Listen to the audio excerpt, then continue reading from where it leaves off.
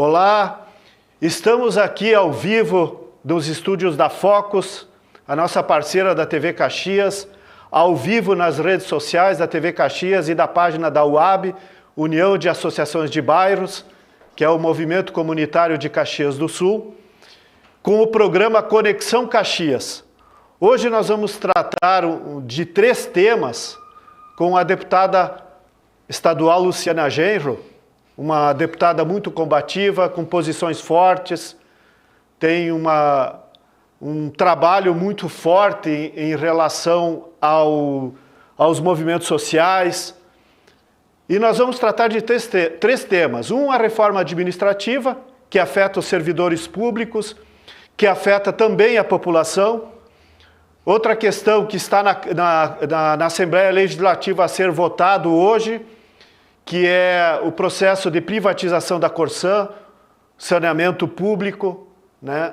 A questão do saneamento público, que nós tivemos o ano passado a aprovação do marco regulatório de saneamento, ele é muito complexo, ele pode afetar também Caxias do Sul, apesar de sermos aqui uma autarquia municipal, mas tem reflexos e muito fortes sobre isso. E também vamos falar sobre os pedágios, que é outro tema palpitante que afeta a nossa sociedade.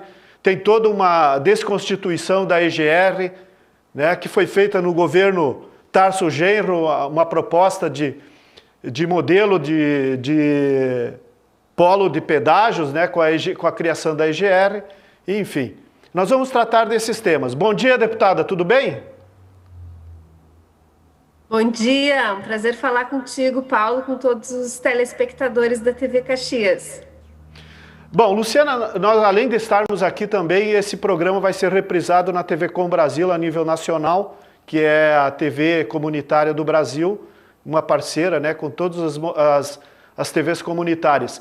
Nós queremos entrar primeiro que tu falasse um pouco, né, sobre o que significa essa reforma administrativa que está sendo proposta a nível federal e como que ela vai afetar a nível estadual, né, dos servidores, inclusive no serviço público, né, e também que tu explicasse um pouco didaticamente, né, como é que funciona essa reforma, qual é o reflexo que ela vai ter. Pois não, esse debate é muito importante porque essa PEC, né, que é uma emenda constitucional, ela é, na verdade, uma alteração muito profunda na organização da administração pública, tanto a administração direta como a indireta, e de todos os poderes da União, tanto dos estados como dos municípios, e da União, né, do governo federal. Então, os efeitos dela são imediatos no serviço público municipal e estadual, independente de novas votações nas câmaras de vereadores ou aqui na Assembleia Legislativa. Tem mudanças muito importantes no que diz respeito à estabilidade dos servidores públicos, né? Isso pode parecer uma questão corporativa de interesse exclusivo do servidor, mas não é, né? Esse fim da estabilidade, ele vai trazer riscos enormes para o serviço público, né? Ele pode propiciar o aumento desse modelo de rachadinhas que a gente vê nos cargos de confiança, né? Ele pode trazer uma falta de continuidade no serviço público, porque o servidor de carreira, ele tem um compromisso em prestar um serviço para a população. Ele não tem um compromisso com um determinado partido político, né? Como tem o cargo de confiança. O cargo de confiança, ele é justamente confiança daquele partido que está indicando. Mas o servidor concursado, não. Ele é um servidor que tem como tarefa servir a população. E isso significa que, ao perder estabilidade, ele fica refém dos partidos políticos que passam pelas administrações. Então, quando, por exemplo, o político nomeia um cargo de confiança e exige uma parte do salário dele em contrapartida, como a gente fala das rachadinhas, isso vai poder acontecer também no serviço público em geral e não só no cargo de confiança. Mas o mais grave é essa falta de isenção que o servidor vai ter, porque ele vai estar refém desse partido político que vai poder demiti-lo livremente, né? Ou ele não ter mais a sua estabilidade. Então, isso é muito grave, é muito importante. Além disso, ela vai trazer mudanças nas atribuições do presidente da República, trazendo mais poderes de governar por decreto, né? O presidente vai poder tomar determinadas decisões que hoje ele precisa mandar projeto de lei para o Congresso Nacional e vai poder fazer por decreto. Outros 2 tópicos com vigência imediata relacionam seus contratos de gestão, que vão também ser utilizados em tese, incentivando um maior compartilhamento de recursos e estruturas de pessoal, mas, na verdade, vai precarizar ainda mais, né, o serviço público.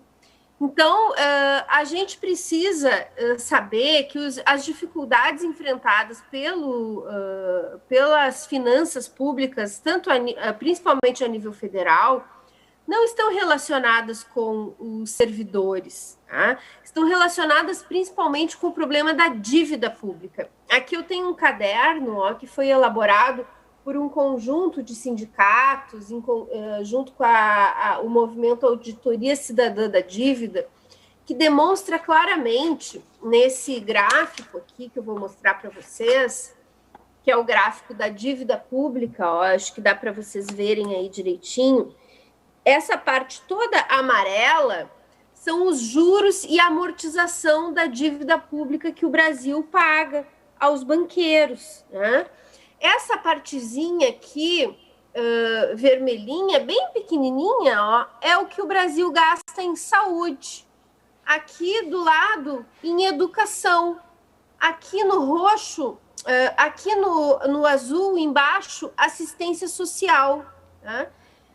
Então, isso significa que nós estamos gastando muito dinheiro para atender os interesses do grande capital financeiro, né, que é parasita desse sistema da dívida pública. E é isso que precisa ser atacado, não os direitos dos servidores públicos, como o governo está fazendo aí nessa PEC, que vai trazer consequências muito graves na prestação do serviço público para a população. Ok. Eu acho que tá bem colocado, deputada. Eu acredito que a gente agora tem uma noção um pouquinho, porque depois, num segundo bloco, nós vamos também ter uma entrevista com a presidente do Sindicerv aqui de Caxias do Sul, que daí é o Sindicato dos Servidores, que é daí uma questão mais pontual do município. Eu gostaria que agora a gente entrasse no segundo momento, que é essa questão do saneamento público. Nós temos aí, conforme a informação, a votação hoje na Assembleia, o projeto de lei de privatização da Corsã. Então eu gostaria que tu desse também de forma, como tu está fazendo assim, bem didática, as pessoas compreenderam o que significa.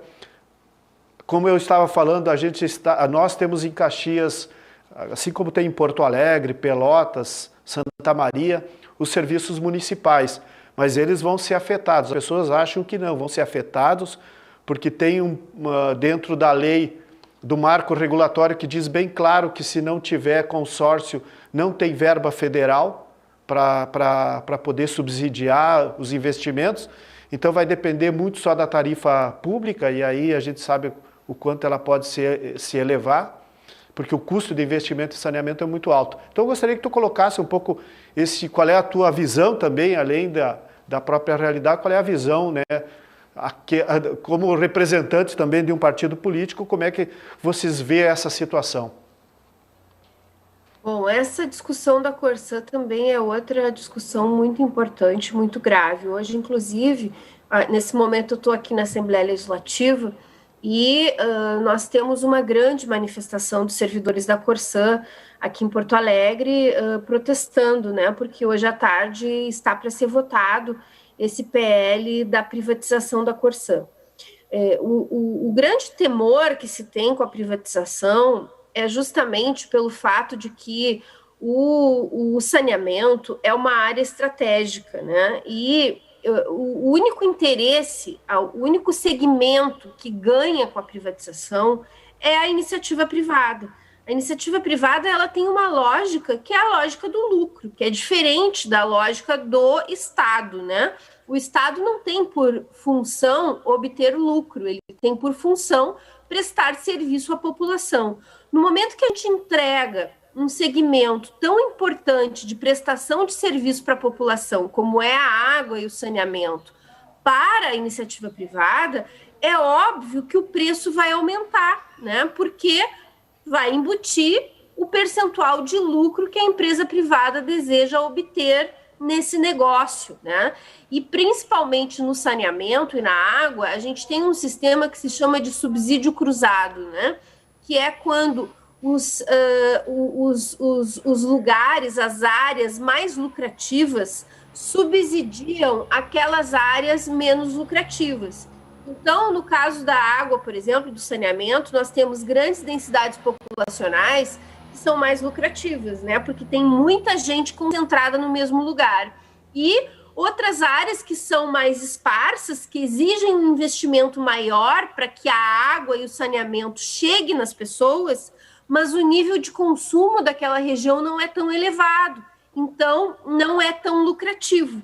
Por isso é que as áreas mais de menor densidade demográfica ou de maior pobreza e, portanto, de menor consumo de água, por exemplo, vão pagar mais caro, né? E vão correr o risco de não receber esse saneamento, de não receber essa água, porque não vai ser de interesse do mercado, né? Da empresa privada. No caso de Caxias, né, que tem a sua própria empresa, nós estamos vendo aí uma grande resistência dos prefeitos, porque esse novo marco regulatório que vai envolver o conjunto das prefeituras e a proposta de regionalização que o governo do estado fez foi amplamente rejeitado pelos prefeitos. Hoje nós tivemos, inclusive, um pedido da FAMURS de adiamento dessa votação que vai ocorrer hoje, porque os prefeitos querem discutir melhor qual vai ser a consequência para cada uma das cidades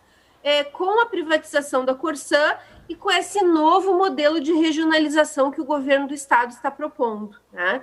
Então, a tentativa que nós estamos fazendo aqui hoje na Assembleia é de evitar que essa votação aconteça hoje, para que os prefeitos também possam consultar as suas bases, a sua população, a sua cidade, e perceberem claramente qual vai ser a consequência para a sua região, tanto da privatização da Corsã, como desse novo modelo de regionalização. Então, nós esperamos hoje que a maioria dos deputados atenda esse pleito dos prefeitos, esse pleito da FAMURS, e não votemos hoje a privatização para que essa discussão possa se aprofundar e ser feita com maior conhecimento da própria população de cada município.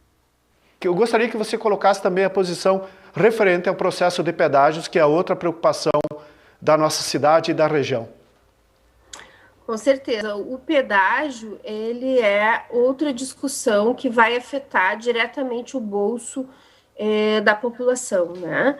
Essa proposta do governo de implantação de vários pedágios aí pelo estado, né, que inclui toda essa região aí de Caxias, vai ser um peso a mais no orçamento das famílias, porque obviamente que mesmo quem não anda de carro, a circulação de mercadorias, né, na região vai ser encarecida pelo pedágio.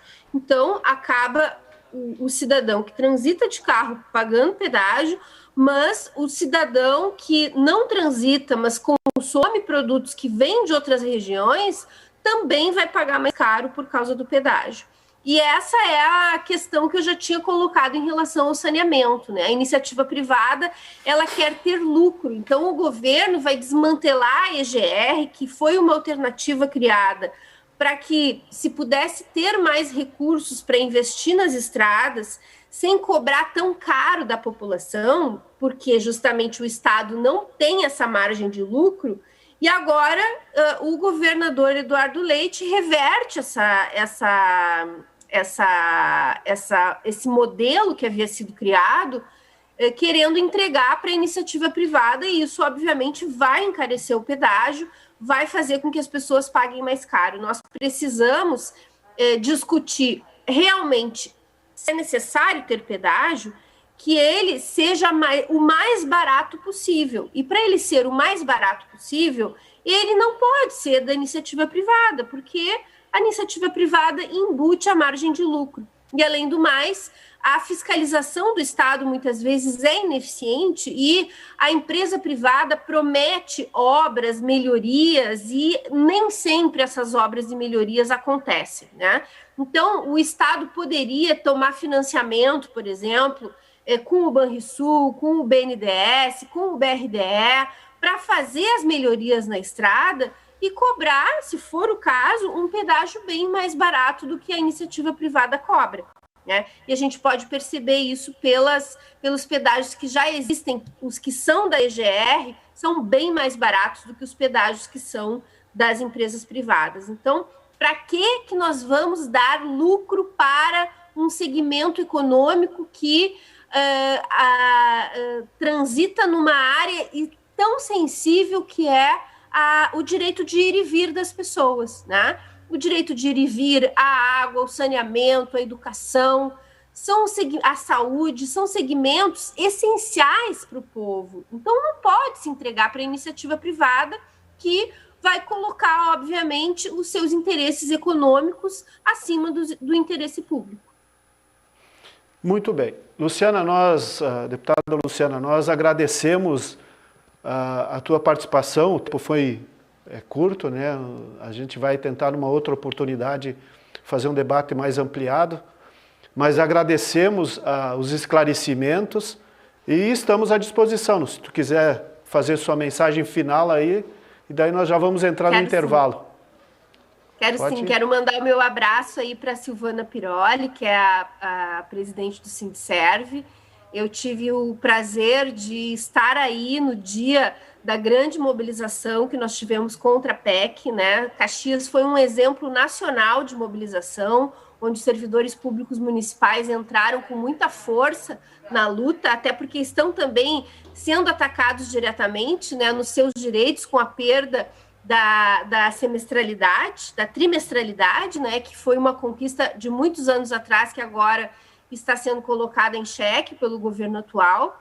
Então, quero dizer que estou à disposição aí para colaborar nessa luta também em relação aos direitos dos servidores públicos municipais, e tenho certeza que a combatividade do sindicato tem sido fundamental para que a gente possa impedir, né, que se desmantelem conquistas tão importantes que foram arrancadas à custa de muita luta, né, muita mobilização dos servidores públicos municipais aí de Caxias. Então, um grande abraço para todos vocês e muito obrigada pela oportunidade. Nós que agradecemos, a TV Caxias agradece. Estivemos conversando com a deputada estadual Luciana Genro e vamos agora a um breve intervalo e voltamos para conversar com a presidente do Sindserv, Silvana Piroli.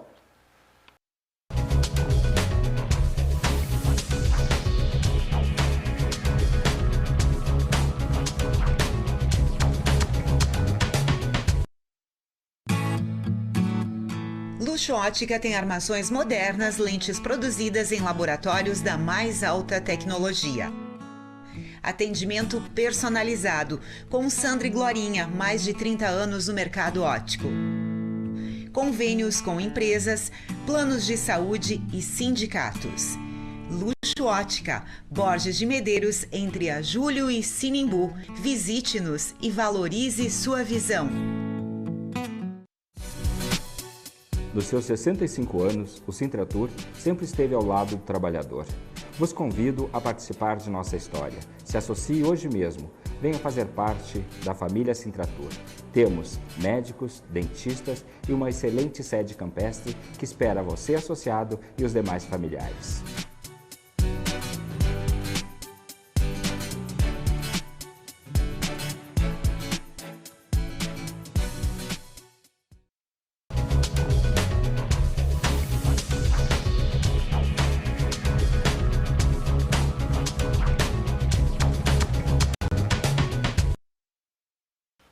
Estamos de volta aqui no estúdio da nossa parceira da Focus, parceira da TV Caxias, ao vivo, direto nas redes sociais, na TV Caxias e na página da UAB também, que é a nossa parceira do movimento comunitário. Agora nós vamos dar continuidade ao nosso debate, nós vamos entrevistar a Silvana Piroli, que é presidente do Sindserv de Caxias do Sul, e vamos falar um pouquinho sobre a reforma administrativa.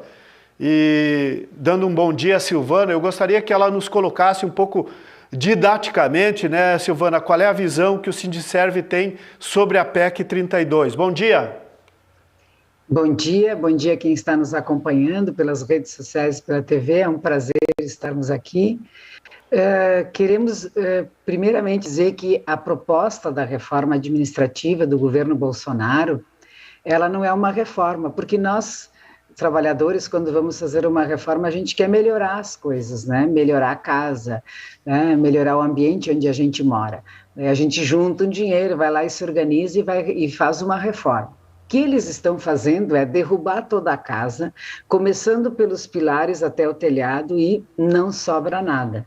Porque o que eles vão fazer é uma mudança completa no que a gente chama de administração pública. Então, o que a gente conhece hoje de professor, médico, enfermeiro, concursado, vai deixar de existir. A partir da entrada em vigor dessa emenda, vai ser contratos temporários, ou contratos por um período, ou mesmo terceirizados, como é o caso das UPAs, né? Contratar uma empresa que vai gerenciar e vai contratar os seus trabalhadores. Ah, mas isso é bom, vai custar menos. Não, primeiro que não é bom nem para o trabalhador e nem para o povo. Primeiro porque os trabalhadores que são precarizados nesses contratos emergenciais sempre recebem salários muito baixos. E segundo porque, como não há um controle e os salários são muito baixos e não tem condições de ter um controle público sobre isso, há uma grande rotatividade. Então não tem aquilo que é fundamental no serviço público, que é a continuidade do trabalho. Vamos pegar um exemplo que todo mundo viveu ali.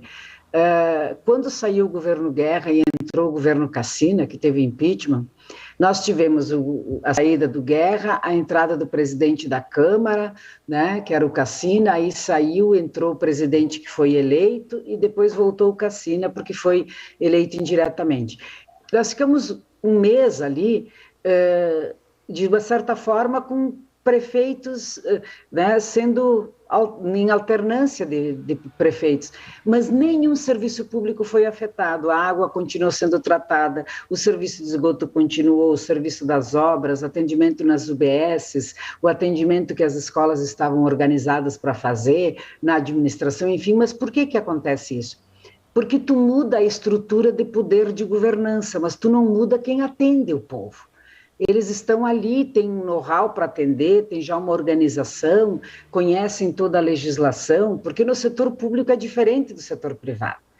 Ali no setor privado, você faz tudo que... Você pode fazer qualquer coisa, desde que a lei não proíba. No setor público é o contrário, tu só pode fazer o que a lei prevê. Então, tu conhecer o serviço e ter uma equipe permanente de atendimento é fundamental para a sociedade. Aí vocês vão me dizer, mas não tem problema, imagina, isso não vai mudar a minha vida. Vai, porque desde a hora que a gente levanta até a hora que a gente vai dormir, a gente precisa de serviço público. Vamos começar por quando a gente levanta. Quando eu abri a torneira para lavar o rosto, a água vem da onde? Do SAMAI. E ela é produzida, né, por servidores públicos, ela tem todo o sistema de captação, tratamento e distribuição planejada, pensada, gerenciada por servidores que têm 25, 30, 15, 5, mas que têm uma história de mais de 50 anos do SAMAI, que agora está em risco. Depois nós vamos conversar um pouco sobre a questão da PEC. Ah, mas eu saio de casa, a iluminação pública, também ela é prestada por servidores públicos. Quando eu vou na esquina, eu tenho a placa pare, né? Ou uma sinaleira. Quem planejou, pensou o fluxo do transporte naquele lugar e a sinalização urbana foi um servidor público. Mas a minha casa, onde eu estou morando, precisa ter o habite-se, precisa ser licenciada quando eu vou construir. E isso também é feito por servidores públicos. Imaginem tudo isso com contrato temporário. Os habits, será que vão ser fornecidos para todos com os mesmos critérios ou vai ter o jeitinho brasileiro? Será que os serviços vão ter a mesma impessoalidade, todos vão ter o mesmo tratamento ou alguns vão ter um tratamento diferenciado? Então, é disso que nós estamos falando, sem falar na saúde e na educação. Ah, mas eu nunca vou no SUS, mas a vacina agora no Covid todo mundo teve que tomar no SUS. Né? Foi lá o SUS que garantiu a vacina. E não é só isso.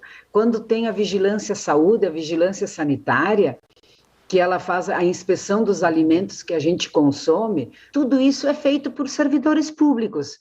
Então, é disso que nós estamos falando, da vida da gente. Então, numa cidade, fica muito mais fácil a gente notar a importância do serviço público. Então, a nossa campanha é a seguinte, né? Diga não à PEC 32, porque ela mira no servidor, mas ela ataca toda a sociedade. Se nós não tivéssemos uma rede de escolas públicas, o município atende em torno de 40 mil crianças, vamos arredondar para isso, né?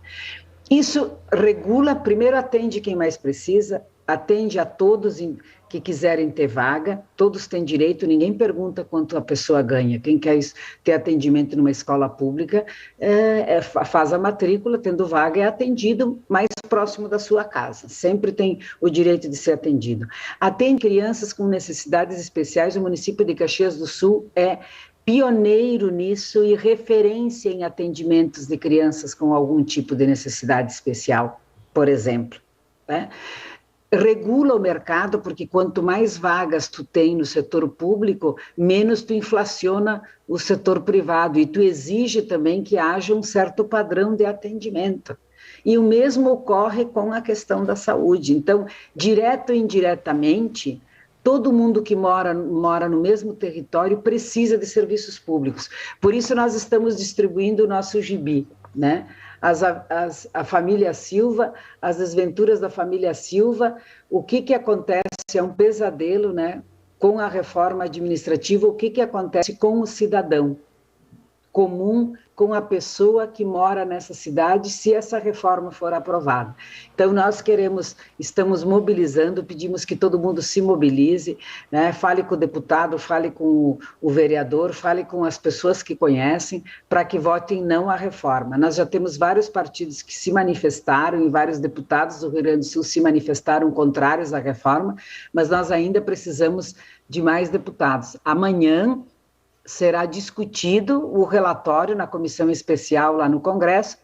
Ninguém viu ainda o relatório, ele vai ser apresentado amanhã, mas nós contamos que a oposição consiga, né, ganhar prazo, um tempo, enfim, para que a gente não vote, porque isso vai desestruturar os serviços públicos e vai permitir a entrega daquilo que é mais importante, né, que é a continuidade do serviço para a iniciativa privada. Aí você diz, tu é contra a iniciativa privada? Não, eu não sou contra. A iniciativa privada ela é importante como complemento na educação, na saúde, em uma série de serviços. O que não dá é para a gente entregar para a iniciativa privada um conjunto de serviços que são essenciais para os trabalhadores e para a população. Como eu disse, como é a saúde, a segurança, a assistência, né? E para que isso funcione, tem todo um conjunto, né, a água, o saneamento, um conjunto de servidores que precisam trabalhar para que isso aconteça. Eu vou pegar a central de compras do município, aquilo que a gente chama de CENLIC, né, a central de licitações, falo da prefeitura, mas podia falar do SAMAI ou da própria FAS, ela é fundamental para que os serviços funcionem. Isso nós vamos passar para a iniciativa privada?